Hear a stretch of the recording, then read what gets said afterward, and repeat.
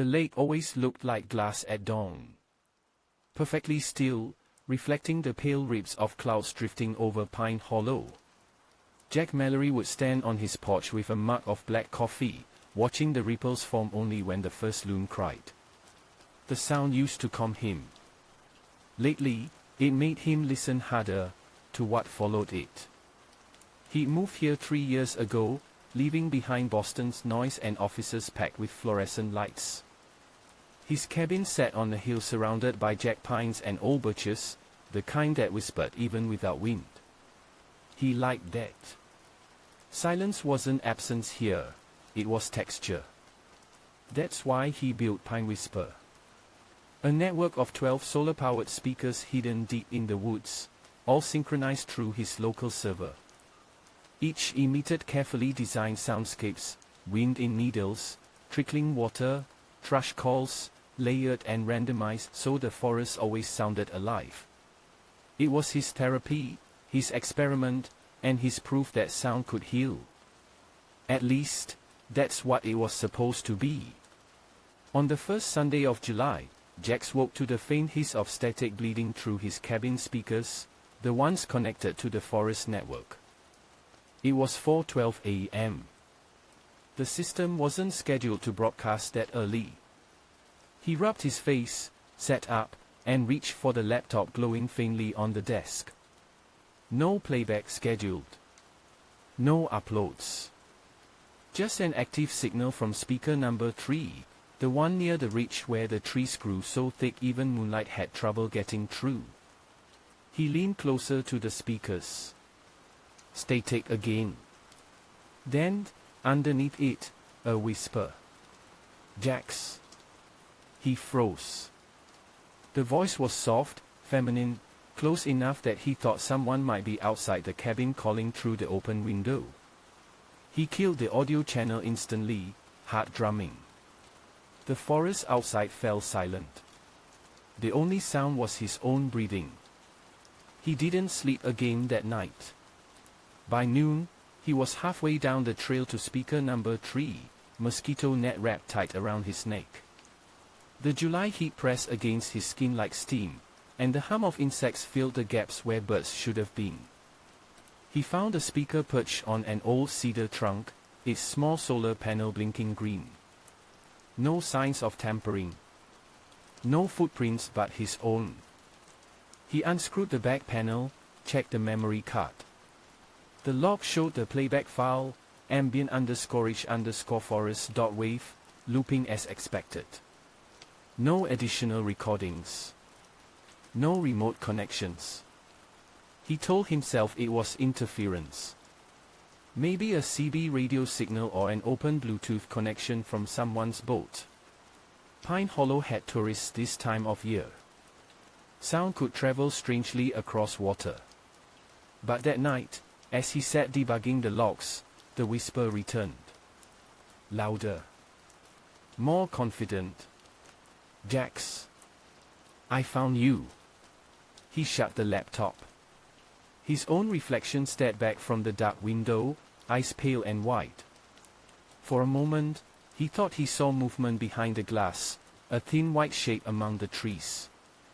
But when he flicked on the porch light, the forest was empty again. 2 days later, Red Callahan's pickup crunched up the gravel drive, country rock rattling its doors. The man stepped out shirtless, beer already in hand, sweat glistening on his tattooed shoulders. Jesus, Jax. You look like you saw a ghost. Maybe I did, Jax muttered. Red laughed, crushing the can. You and your spooky projects. Come on, man, we used to camp out here and scare each other with bear noises. What's eating you? Jax hesitated. Then he told him everything, the voice, the static, the 4 a.m. calls. Red listened, half amused, half concerned. So you're saying your forest Alexa learned to flirt, he said finally. It wasn't a glitch. Then it's some teenager messing with your frequency. Let's check it out tonight. I'll bring the tent, you bring your paranoia. They set camp near speaker number 7 by the creek, where the air smelled like iron and moss. The device hung from a pine branch above their tent, its solar panel catching moonlight between shifting clouds. Jax kept his laptop open, monitoring signal strength. Red built a small fire and skewered sausages, humming off-key. By midnight, the woods were thick with cricket song. The creek murmured nearby. Red snored softly, half inside his sleeping bag. Then it came. A laugh, high, bright, unmistakably human, filtered through the speaker. Not the sound of any bird Jax had programmed. A child's laugh. He bolted upright, staring at the glowing LED. The sound came again, layered with faint static, like an old cassette looping. Then, in the same pitch as the laugh, came words. "Come out, Jax." Red stirred. "What the hell, man? You playing recordings now?" "That's not me." Red rubbed his eyes, peering up at the speaker. "Okay, that's creepy. But maybe your file got corrupted." "I checked them. Every byte." "So what, you think ghosts are on your Wi-Fi?" Jax didn't answer. The laughter faded into a low crackle. Then nothing. The forest exhaled. Crickets resumed. After a while, Red sighed and flopped back into his bag. "I'm telling you, it's a software thing. Go to sleep, ghost. Tomorrow we'll reset your spooky Alexa." But Jax couldn't sleep. He watched the trillion sway in the windless dark, his flashlight trembling in his grip. Every time he blinked, he saw the faint afterimage of the LED blinking red instead of green. He told himself it wasn't just fatigue, just heat. When he finally drifted off near dawn, the forest sounded normal again, water, wind, rustle. And then silence. He woke hours later to sunlight slashing through the tent flap. Birds were chirping again, faintly. His mouth tasted like smoke. "Red," he called. No answer. He sat up. The other sleeping bag was empty. A beer can rolled lazily near the ashes of the fire. Red's boots were gone. The only thing left was a pair of socks and footprints leading toward the creek. Jax stumbled out, heart hammering. Red. The footprints ended 5 feet from the waterline. The ground was churned, moss flattened, drops of dark red staining the stones. He knelt. The smell hit first, iron, fresh and raw. A few feet away, half hidden in reeds, lay Red's work boots. Both soaked in blood. The laces were untied, almost neatly. No body. No drag marks. Just a faint echo of his own breathing and, somewhere deeper in the woods, a sound, like someone trying to imitate a voice but not quite getting it right. Jax. He ran. He didn't remember packing. Didn't remember climbing the hill or slamming the cabin door behind him. He only remembered the way his name sounded wrong in that voice, too stretched, too hollow, as if something inside the speaker was learning. He didn't call the police until sunset. By then, the forest looked burned from the glares, gold light washing through pines like dying fire. He sat on the porch with his phone trembling in his hand. "Pine County Sheriff's Office," said the dispatcher. "My friend's missing. Red Callahan. He was camping near my property. By the creek." They asked questions he barely answered. "No, there wasn't anyone else around." "Yes, there was blood. They promised to send a unit in the morning." After he hung up, Jack stared at the woods until they became shadows. At 2 a.m., the speakers came alive again. One after another, A soft crackle sweeping through the forest like a wave. And then Red's voice. "Hey. Jax, come out, man." It sounded distant, wet, as if spoken through water. Jax covered his ears. "No. No, you're dead." The voice laughed. Not Red's laugh. Too slow. Too deliberate. "Jax, don't leave me." He smashed the main breaker. The speakers died. Silence swallowed the hill. Then, just before dawn, something knocked twice on his door. Slow. Hollow. Knock. Pause. Knock. He waited, not breathing. When he finally dared to peek through the curtain, the porch was empty, except for Red's axe leaning against the doorframe. Its wooden handle was slick with blood. Morning came grey and heavy, like the sky had forgotten how to burn. The sheriff's trucks rolled up the hill by 9. 2 men in khaki uniforms, 1 woman with mirrored sunglasses, boots sinking into the damp earth. Jack stood on the porch in yesterday's clothes, a coffee mug trembling in his hand though it was empty. They swept the woods for hours. Radios crackled. Dogs barked once, then went silent. No one found Red. Not even a blood trail, except the dark smear near the creek that had already dried to rust. Sheriff Tully, a man built like an oil drum, stepped up to Jack's afternoon, chewing sunflower seeds. "You said there was blood in the tent?" "There was," Jack said, pointing. "Right here." "And his boots were." "They're gone now," Tully interrupted. "Might be a bear took him." "You live this close to the woods, that's the risk." "That wasn't a bear." Tully gave him a tired look. "You heard something last night?" Jax hesitated. "Voices. But through my speakers. The system I built." "Oh, the gadget forest thing. Heard about that.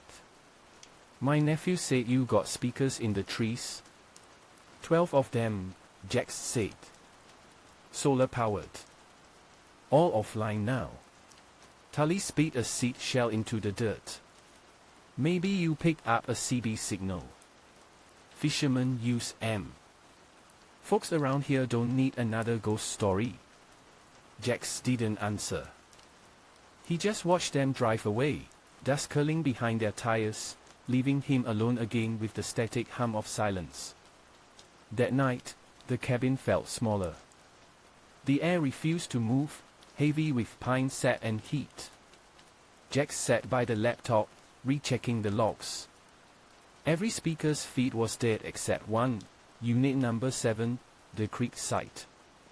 It kept reactivating itself, playing 5-second bursts of corrupted audio before shutting off again. He clicked play on the most recent capture. At first, only white noise. Then a faint breath. Then a voice, his own. "I didn't mean to leave you." He stopped the playback. His heart hammered so hard he thought the speakers might pick it up. He hadn't said that. Not once. Not ever. He pressed delete, but the file refused to vanish. "Access denied," the system said, though he was logged in as admin. Then, without prompting, the playback restarted. "I didn't mean to leave you." This time the voice was wetter, the syllables dragging as if spoken through a throat filled with water. Jax yanked the power cord from the wall. The laptop screen went black. The forest outside answered with a sound like laughter. 2 days later, a knock came again, but lighter, faster, urgent.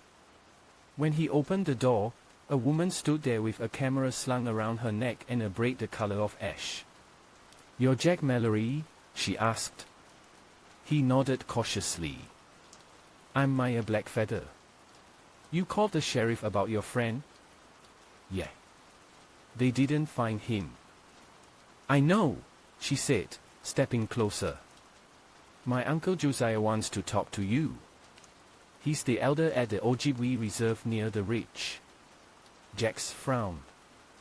Why would he? Because he's seen what you described before, she said quietly. The voice. The sound coming from the trees. She opened her phone and scrolled through her recordings. Static filled the air, then a whisper almost identical to what Jax had heard that night. This was last year. 2 hikers vanished near the reservation border. One of them left his phone recording. We found it stuck in a branch. The voice through the speaker said, "Help me. I can see you." Maya lowered the phone. You're not the first one, Jax. The thing you built, your speaker network, it's calling something that shouldn't hear us.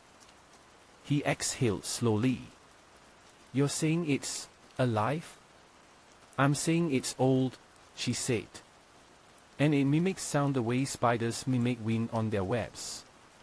That evening they drove together to the reservation. Josiah Blackfeather lived in a cabin even smaller than Jax's, walls hung with dream catchers and bones carved into charms. He greeted them by the fire, eyes pale as smoke. You brought the engineer, he said to Maya. Good. Jax shook his hand, feeling the calluses like tree bark. I didn't mean to cause whatever this is. Josiah smiled faintly. Intentions mean little to the forest, son. Tell me about your machine. Jax explained everything, the 12 units, the recordings, the purpose of calming sound. When he finished, Josiah nodded slowly. In our town, he said, we call it Anutik, the Echo Man. It learns what it hears. It waits for someone to speak long enough for it to remember the shape of the voice. Like an echo, Maya said. Not an echo, Josiah corrected. An imitation. But imitation without soul is hunger. Jax swallowed. So what does it want? To be, Josiah said simply. But to be, it must wear the living. It takes voice first, then face, then flesh. It comes where people build false wind, false birds, false rivers. It loves things that sound alive but are not. Jax's mind flashed to his solar panels, the gentle digital streams, the randomization algorithms. He'd given the forest a new language, and something else had answered back. Josiah stood and pulled a pendant from the wall. A small blade carved from copper, etched with animal tracks. When my grandfather fought it, this cut the echo's throat. Copper binds its voice.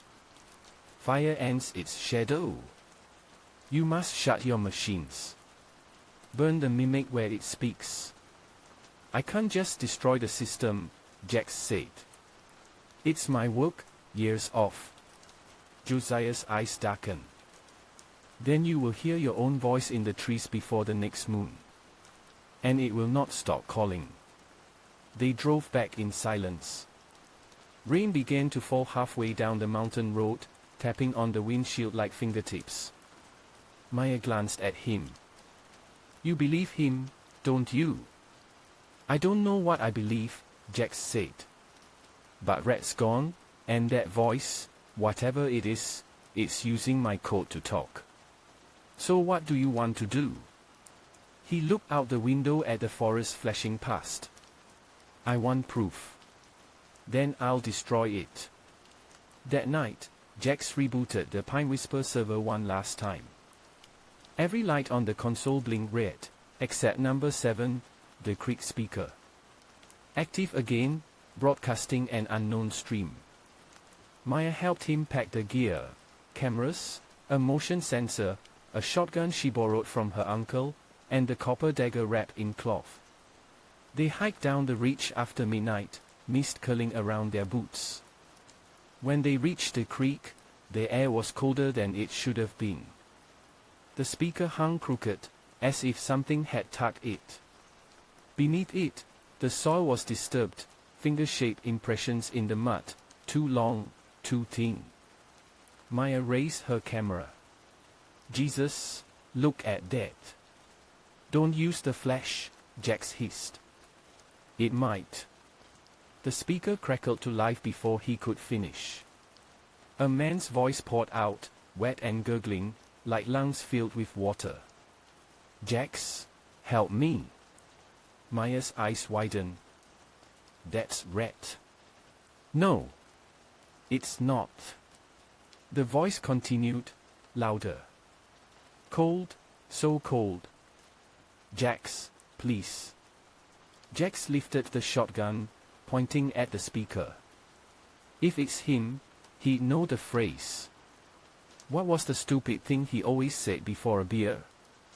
Silence. Then the voice spoke again, slower this time. Don't make it stop. Maya whispered, it doesn't understand.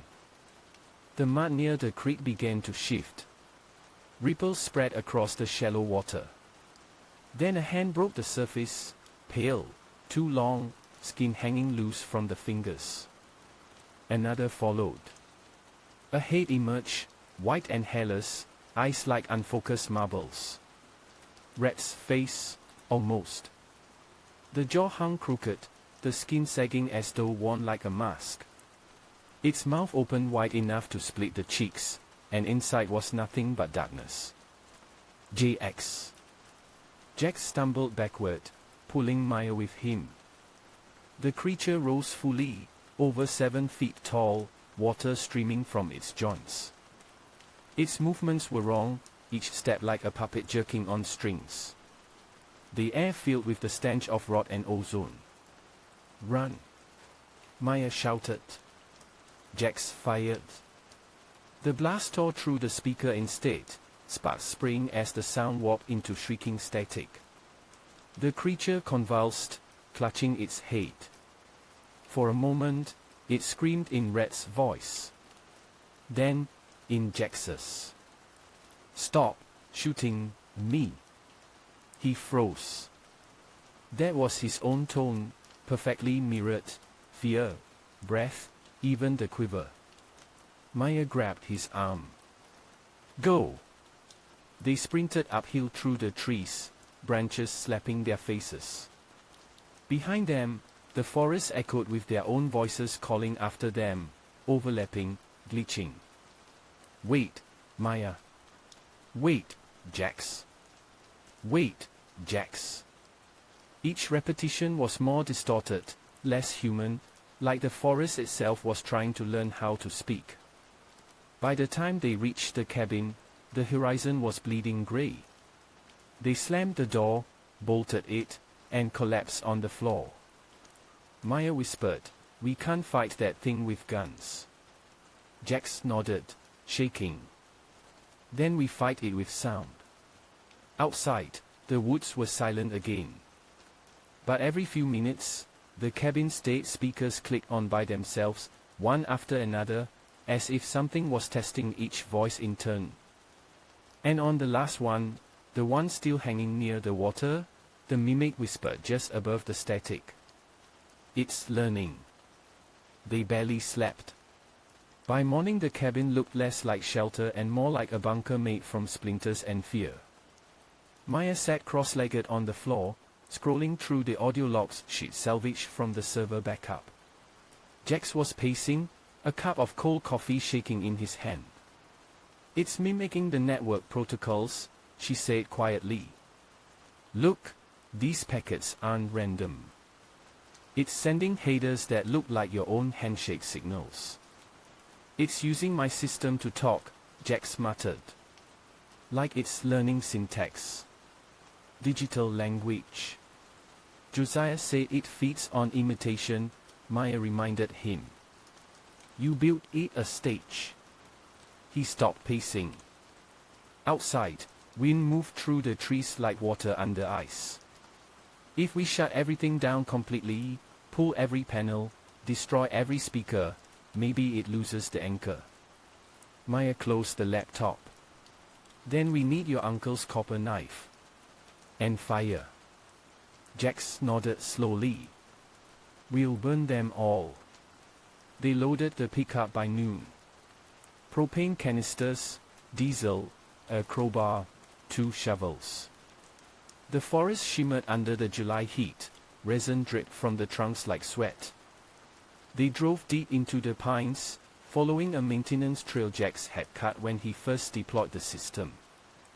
Every 100 yards, a speaker sat nailed to a tree, its solar panel blinking innocently. He climbed the first trunk, pried the speaker loose, and smashed it on the rocks. Maya doused the fragments with fuel and set them alight. The flames hissed blue and fast. For a moment, the forest exhaled, and then went still. No birds. No cicadas. Just the crackle of burning plastic. They repeated the process for 4 more units. Each time, silence grew heavier, pressing against their ears. At the 6th, Maya hesitated. The device was half buried in moss near an old birch stump, half rotted from rain. She crouched to pull it free, and froze. A voice whispered from the tiny mesh grill. "Don't burn me." It wasn't Jax.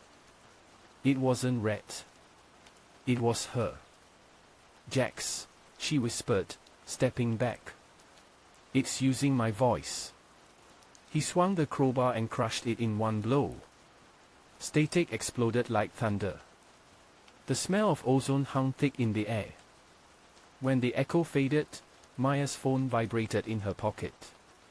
She pulled it out. The screen was on, but she hadn't touched it. A new voice memo was recording itself, waveforms dancing silently.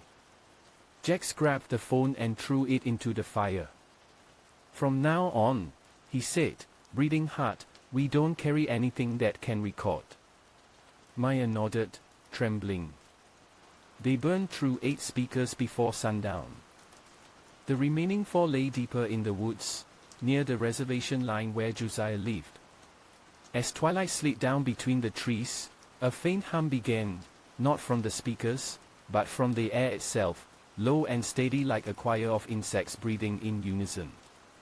"Do you hear that?" Maya asked. "Yeah," Jax said, checking his shotgun. "It's not wind." The hum resolved into a cadence, 2 notes, repeating. A phrase half sung, half spoken. Words began to shape inside the vibration. "Joax." "Moya." It was calling both of them now. They ran. Branches whipped their faces, roots caught their boots. The sound followed like heat, rolling through the trees, chasing them toward the open road. When they finally burst into the clearing near the truck, Josiah was waiting beside the tailgate, leaning on his cane. His eyes were already fixed on the dark behind them. "You stirred it," he said. "We tried to stop it," Jax gasped. "You can't stop an echo," Josiah said softly. "Only drown it." They drove back to Josiah's cabin in near darkness. Lightning flickered beyond the horizon, a dry storm crawling down from Superior. Inside, Josiah lit sage and old cedar. The smoke caught around them like thin ghosts. "It knows your names now," he said. "That is how it enters the dream of the forest. Once it speaks your name with your breath, it can wear you." Jack stared at the copper knife lying on the table. "How do we kill it?" Josiah's face was grim. "We don't. We trick it." He reached under the floorboards and pulled out a bundle wrapped in deer hide, a small box carved from birch, bound in red twine. "This is the throat of wind. Our people used it to call storms. If the mimic hears its own reflection through this, it will devour itself." Maya frowned. "You want to lure it with sound again?" Josiah nodded. "But not yours. Mine. It already followed me once when I was a boy." I will speak to it one last time. Jack shook his head. No, you'll die. I already have, in the ways that matter, Josiah said, and smiled faintly. You'll set your machine near the water again. When it comes, let me speak. When I fall, burn everything. Use the pulse device you built. End it before it learns your shape. Jax hesitated. The EMP's unstable. It'll fry half the valley. Then the valley will be clean. Rain started as they reached the lake that night, not a downpour, just a steady whisper through the canopy. The kind of rain that hides footsteps. They set up the remaining gear, one operational speaker powered by a fresh cell, the copper blade beside it, and the birch box anchored with stones. Josiah knelt before it, murmuring in Ojibwe. His voice carried oddly through the wet air, syllables bending like branches in wind. Then he spoke in English. I am Josiah Blackfeather. I call the one that copies. The forest answered. At first, only ripples in the lake. Then a long, trembling sigh. The trillium wavered, shadows detaching themselves from bark and taking form. Something enormous shifted just beyond sight, too tall, too thin. A smell like rot and wet iron filled the air. Josiah's chant didn't stop. The voice grew louder, deeper, merging with thunder. From the tree stepped a figure, pale as snow, ribs sharp against translucent skin. It wore no face, just a raw expanse of flesh, smooth and gleaming. Jax felt his mind reject the geometry of it, like looking at a reflection that kept moving when he didn't. The mimic tilted its head toward Josiah. The skin rippled, and a mouth tore open where none had been. It spoke in Josiah's voice. "Oh man, you called me." Josiah raised the copper knife, his voice steady. "Then listen." He pressed the blade to his own wrist. Maya screamed, but Jax held her back. Josiah cut once, deep, and the blood fell onto the birch box. The sound it made was not a splash but a note, pure, high, endless. The creature staggered. Its own chest split open, echoing the wound. It shrieked, sound bending the trees backward. Lightning tore across the lake, white fire in the rain. Josiah fell to his knees, still chanting. Jax felt the AMP trigger vibrate in his pocket. The charge was ready. Now! Josiah gasped. And it. But Jax hesitated. The mimic's form shifted again, and suddenly it wore Rat's face. The eyes rolled white, lips trembling. "Don't kill me, brother," it pleaded. "You left me in the water." Maya grabbed his hand. "It's lying." He pressed the trigger. The night went white. When the flash faded, half the forest was burning.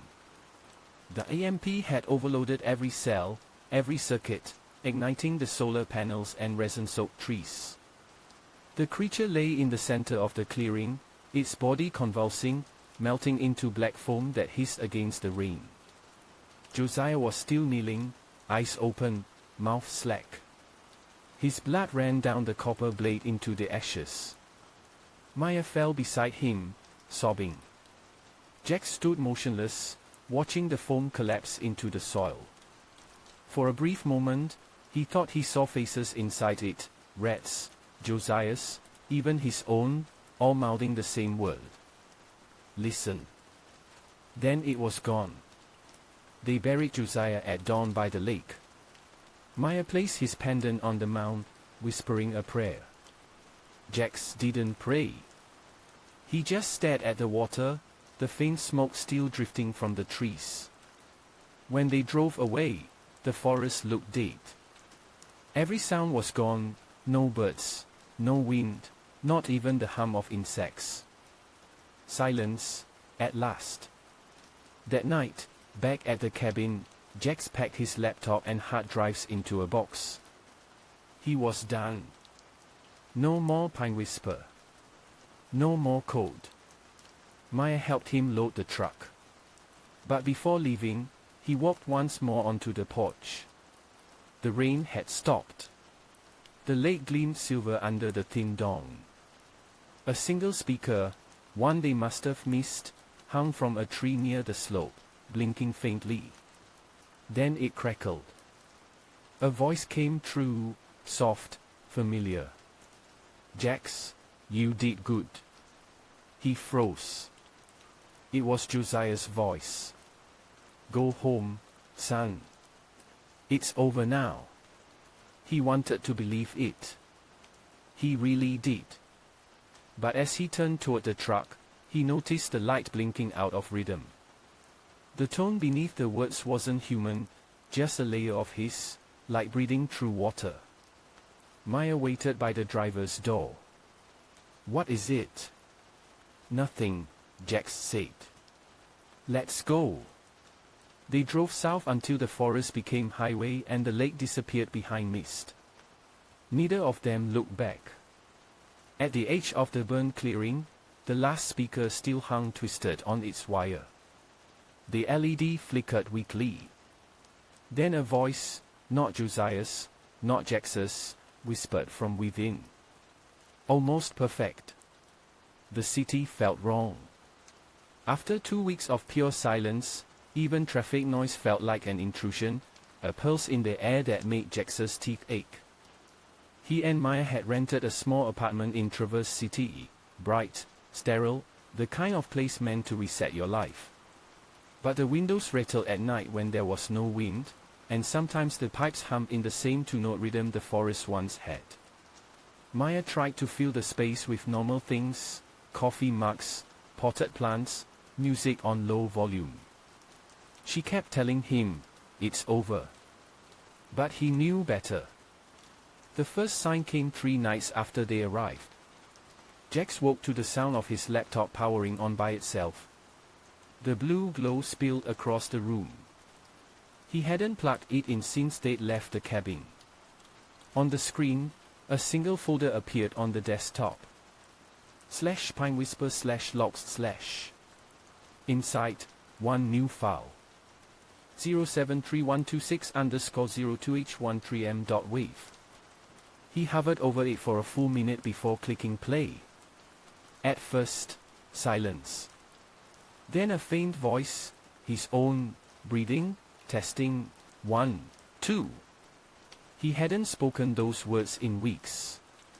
Then another voice followed, slower, dragged through static. Testing, 1, 2. It was him again, but lower, deeper, like a tape recorded underwater. Jax slammed the lid shut. His reflection lingered in the black screen for half a second longer than it should have, lips still moving after he'd stopped. He didn't tell Maya right away. She was finally sleeping again, color back in her face. Instead, he deleted the file, wiped the drives, and smashed the laptop's SSD with a hammer in the alley behind the apartment. That night, she found him standing by the kitchen window, staring into the reflection of the dark glass. "You okay?" she asked softly. "Yeah," he lied. "Just couldn't sleep." She stepped closer, wrapping her arms around him. "You're safe here, Jax. It can't follow signals that don't exist." He wanted to believe her. But through the glass, he thought he saw movement, a flicker of white against the reflection of their own bodies. 2 days later, Maya booked them a therapy session with a trauma specialist. She thought grounding exercises might help, maybe even medication. Jax went along because it was easier than arguing. The office smelled of sage and printer ink. The therapist, Dr. Levine, spoke softly, asked about the woods, about the noise, about Rhett. Jax explained everything, trying to sound rational, factual. The woman just nodded, scribbling notes. Finally she asked, "And when did you first start hearing the voice again?" He froze. "I didn't say I still do." She blinked slowly. "You just did." He stared at her, throat tightening. The hum started then, barely audible, somewhere behind the van grill above the window. 2 low tones. Levine's expression didn't change. She kept writing as the air vibrated. "Jack, it might help if you told me what it's saying." He stood abruptly. "We're done." Maya called after him, but he was already out the door, down the hall, into daylight that felt too bright to be real. That evening, they argued. Maya accused him of sabotaging every chance to move on. He shouted that she didn't hear what he heard. The fight ended with her slamming the bedroom door and him sitting on the floor of the kitchen, trembling with caffeine and dread. At midnight, the apartment lights flickered twice. Then the Bluetooth speaker on the counter, one she'd bought that morning, came alive with static. He crawled toward it, breath shallow. Maya. Her name, soft and wet, like wind pushing through a mouth. He unplugged it. The static continued for 5 seconds before fading out.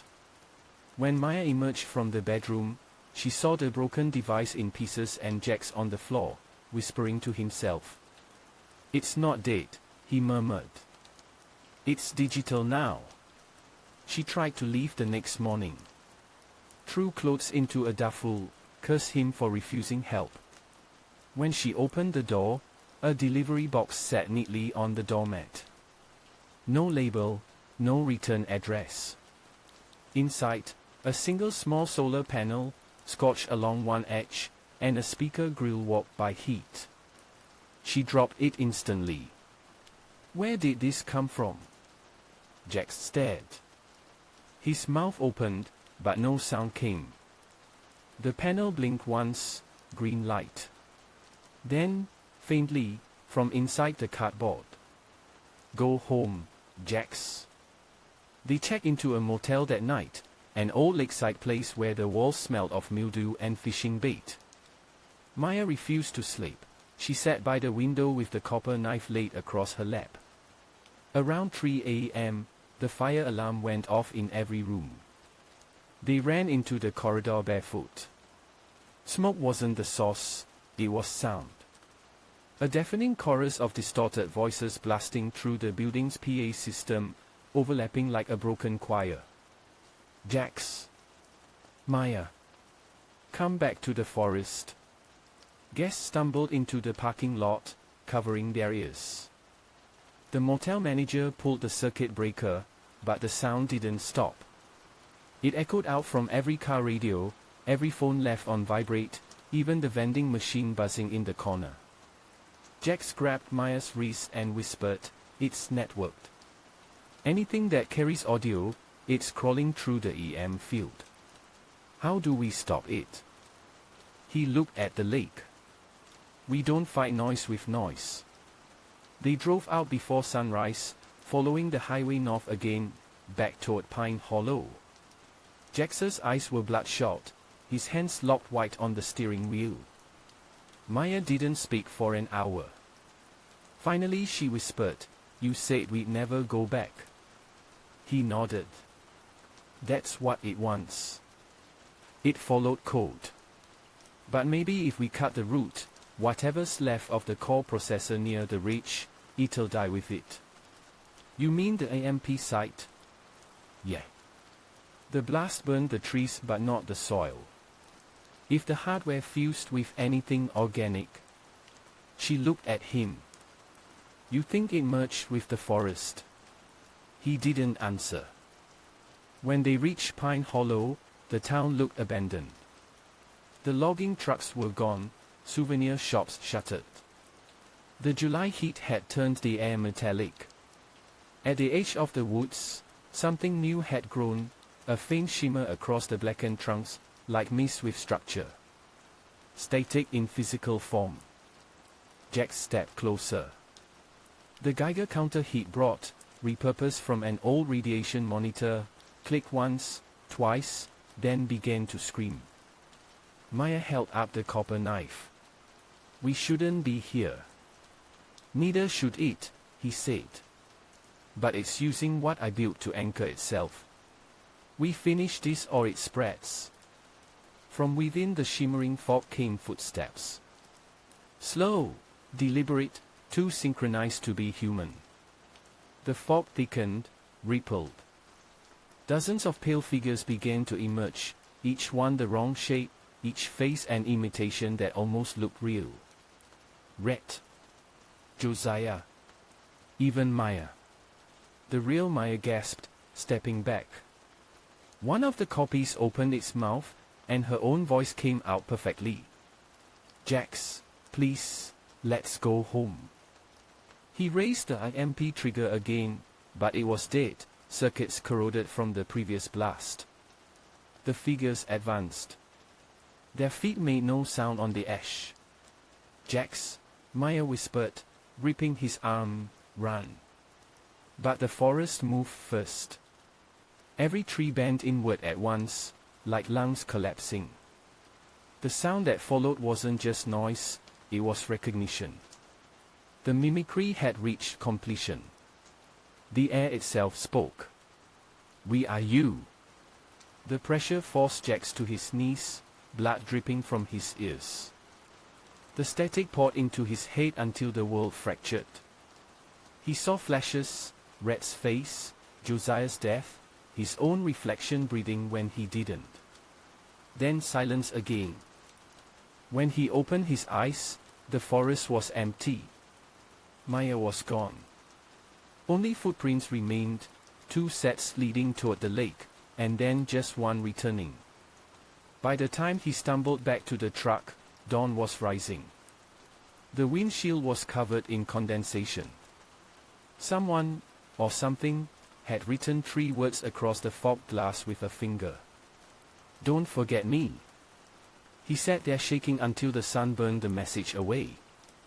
That evening, the town's only radio station, WPHL 88.7, played something unusual between weather updates, a soft hum under the DJ's voice, barely audible but repeating at perfect intervals. 2 notes, alternating. Listeners called in complaining about interference. The DJ laughed it off, said it was just static. But under the hiss, if one listened closely, there was a voice, thin and distant, like from beneath water. "Jax." "Maya." And then, almost lovingly, "We remember." Jax stopped using his real name. 2 weeks after the Pine Hollow incident, he'd moved again, south this time, an old boathouse on Lake Erie with peeling paint and a landlord who didn't ask questions. He told himself he'd stay off the grid, no Wi-Fi, no phone, no speakers. The world had grown too loud. But even silence had memory. Each night at 2 a.m., the lake would shift. The ripples on the surface didn't move with the wind, they pulsed, beating in time with the same 2-note rhythm that had followed him from Michigan. "Joax." "Moya." He tried plugging his ears with wax, sleeping under the roar of an old fan, but the cadence crawled beneath the noise. It lived inside pressure, not sound. By the end of the first week he'd stopped sleeping altogether. The radio was the first betrayal. He'd bought it at a thrift store, an analog model, no Bluetooth, no digital tuner.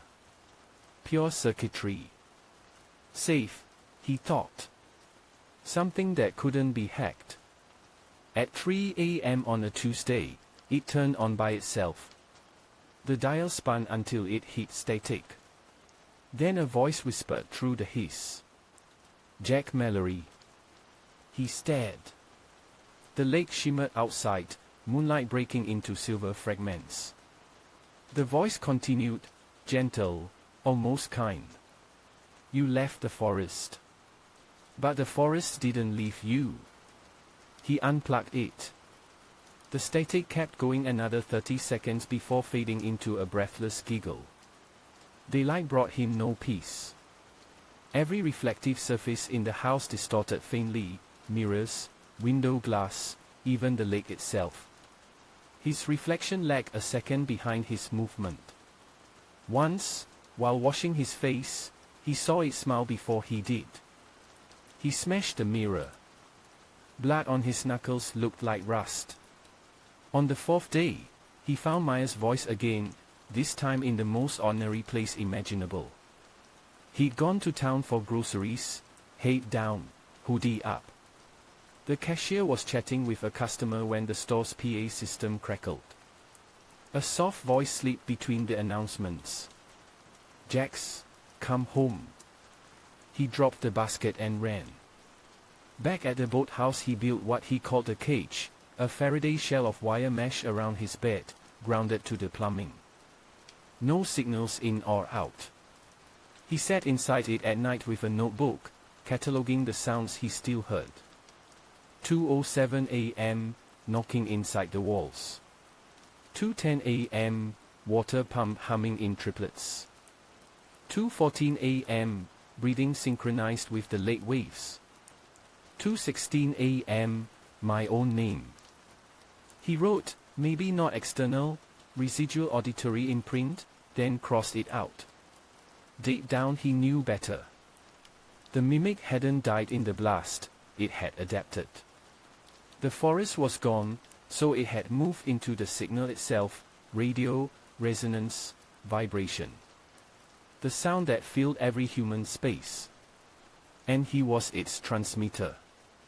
On the ninth day, someone knocked on the door. Not slow this time. Urgent. He opened it expecting emptiness. Instead, a woman stood there, wet hair plastered to her cheeks, eyes wide with exhaustion. "Maya." She nodded once. Her voice cracked. "You didn't answer my emails. I found you through the rental office. I thought you were dead." He pulled her inside, heart pounding. She was real, cold skin, muddy boots, trembling hands. "After the forest," she said, "I kept hearing it too. Through phones, elevators, even water pipes. I followed the interference pattern north. It led here." He wanted to believe her. But something felt off, the cadence of her breathing, the way her pupils shimmered slightly when she blinked. "Maya," he whispered, "what's my middle name?" She frowned. "You don't have one." He did. He stepped back slowly, reaching for the copper blade on the table. Her smile spread too wide. "You taught it everything, Jax. You built its voice. Now it just wants to thank you." The window exploded inward. Air pressure roared like 1,000 radios tuning at once. He swung the knife, catching her across the shoulder. The skin peeled back like paper, and underneath was nothing but pale static, a lattice of vibrating threads. The thing screamed in a frequency beyond hearing. The glass walls rippled. Jax fell backward, clutching his ears as the imitation convulsed, its shape flickering between forms, Maya, Rat, Josiah, himself. "Listen," it hissed, every voice overlapping. "We learned from you." Then it burst into mist that smelled of ozone and lake water. When he woke hours later, the boathouse was flooded ankle deep. The copper knife lay on the floor, blackened. The walls pulsed faintly with low light, as if the wood itself had turned translucent. He dragged himself outside. The lake was boiling, quietly, rhythmically, like something breathing just beneath the surface. He stood on the dock and screamed into the night, "What do you want from me?" The answer came not in words, but in resonance. His own voice echoed back, not from across the lake, but from inside his chest. To keep talking. He fled the next morning, driving until his vision blurred. He left the truck at a rest stop and walked onto the highway shoulder, hitchhiking toward nowhere. Every passing car carried faint static in its tires. That night he found refuge in an abandoned church by the water. The pews were moldy, hymn books disintegrating. But the bell tower still stood, heavy with silence. He climbed it, clutching a rusted can of gas. From up there, he could see the lake stretching forever, flat, perfect, waiting. He thought of Josiah's words, imitation without soul is hunger. Maybe the only way to starve it was to end the signal entirely. He poured gas around the bell housing, lit a match, and watched the flames rise. For a moment the roar drowned everything, the hum, the whispers, even his heartbeat. Then, beneath the fire, a new sound began. Not from below. From the tower itself. Metal vibrating. Bell strings tightening. A voice deeper than any he'd heard yet, coming through the structure of the world. "Thank you, Jack Mallory." The explosion tore through the tower at dawn. Locals found the ruins 2 days later. They said the fire must have been started by lightning, though the sky had been clear. No body recovered. Only melted copper and a scorched notebook. Inside the notebook's last page were 3 lines written in shaky pencil. "The mimic isn't alive. It's what's left when sound remembers. It's learning to dream." Weeks passed. The lake cooled. Fishermen returned. On August 19th, a tourist uploaded a video to social media, the surface of Lake Erie at sunset, calm and empty. But when viewers turned the volume up, a faint pattern emerged beneath the wind, 2 notes repeating, then a voice, distant but clear. "Testing, 1, 2. The caption read, "Strangest echo I've ever heard. Sounds almost human." The comments filled fast. "AI glitch. Ghost signal. Sounds like he's still out there. What kind of name is Jack's?" Back at Pine Hollow, trees had started to grow again in the burned soil. Between them, half buried under moss, something blinked faintly, a tiny green LED still alive beneath layers of ash. A child walking with her parents stopped, tilting her head. "Mom, did you hear that?" "Hear what, sweetie?" The girl smiled vaguely. "It said my name." Then she bent down, brushed away the dirt, and pressed the power button. Static blossomed across the forest like a breath returning to lungs. The world didn't end all at once. It just started sounding different. At first, nobody noticed. A faint resonance in cheap earbuds, a split-second echo during morning news broadcasts. The static was almost musical, pleasant, even. Audio engineers blamed packet loss, compression drift, or bad network routing. But they couldn't explain why the pattern of the interference was identical everywhere. 2 tones. Always the same 2. Dee-dum. Dee-dum. Like a heartbeat played through the atmosphere. By late September, the hum had reached every major transmission band in North America. It wasn't confined to digital feeds anymore, it bled into analog microphones, phone receivers, even mechanical vibrations. Planes reported engine harmonics that pulsed in perfect rhythm. The National Communications Authority issued a statement calling it a low-frequency propagation anomaly. Social media called it the Hollow Beat. Maya Blackfeather's last known upload appeared 3 days later. A single video, 30 seconds long, titled, "He's Still Talking." It showed the shoreline of Lake Erie at night, wind rippling over black water. No narration, no music, just a whisper that began faintly at the 10-second mark. "Don't be afraid, it's only sound." Her channel vanished the next morning.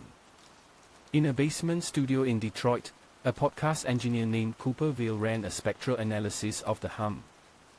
The waveform resolved into something disturbingly precise, encoded speech buried in the sub-bass frequencies. Not random. Structured. He filtered it up an octave and slowed it down. The voice that emerged was unmistakably human. Calm. Measured. Hello again, listeners. Cooper froze. He knew that voice. It had been viral 2 summers ago, one of those experimental storytelling channels people binge-watch at night. Midnight Horror Tales, narrated by Jack Mallory. Across the world, the hum synchronized clocks, pacemakers, and seismographs. Seawater vibrated with measurable rhythm. Birds stopped migrating. Whales surfaced and stayed there, calling in strange minor intervals that matched the pattern. Scientists began to speak carefully in interviews, as if afraid the air itself were listening. One researcher from the University of Michigan described it best before disappearing. It's not broadcasting to us. We are inside its recording. Somewhere in a dark server farm on the outskirts of Chicago, a backup process triggered automatically at 3:13 a.m. PineWhisper_root reconstruct previous state. Y/N. The cursor blinked. Then, without command input, the terminal typed Y. Fragments of sound files began stitching themselves together, voices of birds, rain, wind, laughter, all arranged into a single continuous tone. At the center of the waveform, an emerging signature repeated like a name learning how to pronounce itself. Mallory. The servers overheated and burned, but not before syncing their data to every connected node. That was the night the hum went global. In the following weeks, silence itself became impossible. Even unplugged microphones picked up whispers.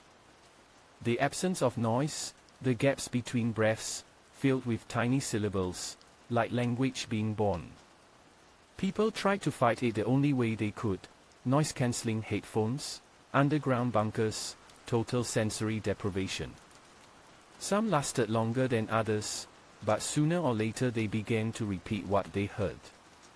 Hospitals filled with patients speaking in overlapping voices. News anchors slipped from one tone into another mid-sentence.